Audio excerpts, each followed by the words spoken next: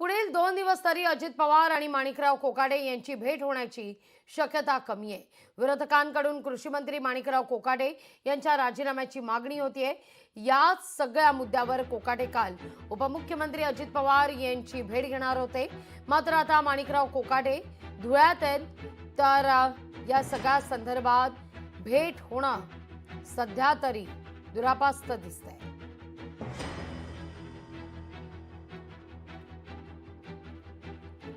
माणिकराव कोकाटे सध्या धुळे, जळगाव, नंदुरबार जिल्ह्याच्या दौऱ्यावर आहेत, त्यामुळे अजित पवार यांची भेट होणं सध्या शक्य नाही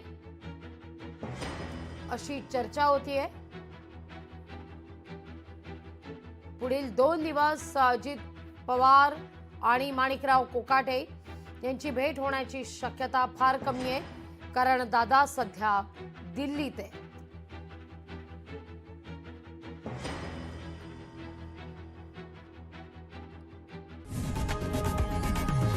लोकशाही मराठी ऐका, पहा, जागरूक रहा।